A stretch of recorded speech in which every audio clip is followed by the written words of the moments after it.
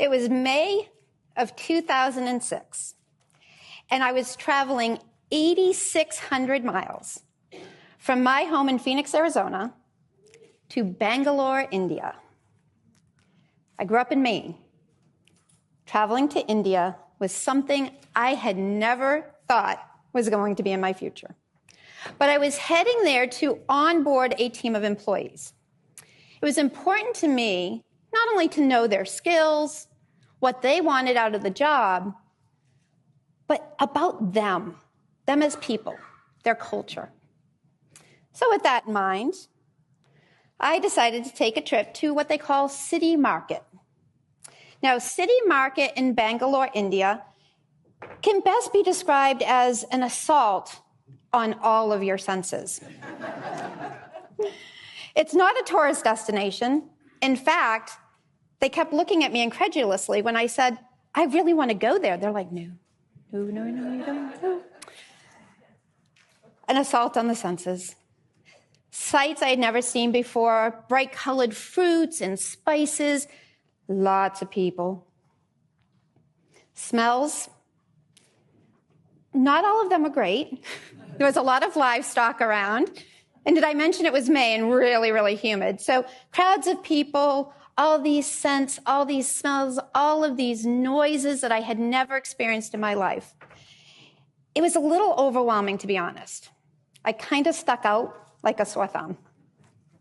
So when I spied over in the corner of the market, this alcove, this concrete alcove that not only offered some shade, but it also offered a beautiful visual. See, it was in this basement-like structure that the ladies were sitting there, stringing flowers together, making leis for the temple. These colors in these flowers was absolutely amazing. And the smell of the jasmine in the air was incredible. And they sat there and they delicately strung these together. And as I was walking by and looking at them, one woman caught my eye. You see, she caught my eye because she was probably older than my grandmother. And I thought, oh, my gosh, she's sitting on that hard concrete floor, little bent hands, stringing these flowers for rupees. She had no teeth. She had probably nothing. So I unzip my very fancy fanny pack, as American tourists do, and I pull out my rupees. She doesn't speak English. I don't speak Hindi. So the international sign for, hey, I want to buy your things, right? And she looks at me up and down, and she goes, devastated. I'm so embarrassed that I'm backing away from her into my guide. And I say, Danny, my guide, I did something to offend her. Can you please go make it right? So he walks over. He has a little conversation with her. And then he waves me over. And she gets up and she picks the most beautiful jasmine lei I've ever seen. And with her arthritic hands, she pins it in my hair.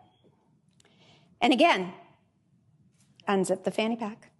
And I said, I don't understand. Danny said, Belinda, you picked her. You honored her by wanting her flowers. Your debt is paid in full. That moment changed my life because I realized I had gotten it all wrong. I was a child of the 80s. I was climbing that corporate ladder. Next title, next promotion, corner office. I had it all wrong. I was defining my value by what I earned and not by who I was serving. When we put money before honor, we're only going to get so far. But when we truly serve from our hearts, the people who honor us with their time, their trust, their money, we will be abundantly rich. I have a journal from that time in India. When I open that journal, I see that lei preserved.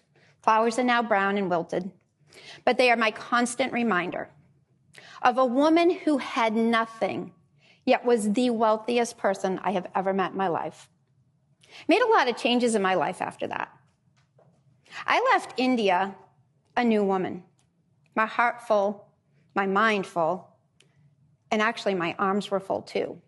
Because not only did I go home and quit my job, I went home with a dog I had adopted off the streets of Bangalore.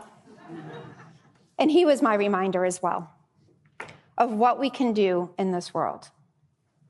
So I would leave you with this: service over sales, honor over hustle, and most importantly, people over profits. Thank you.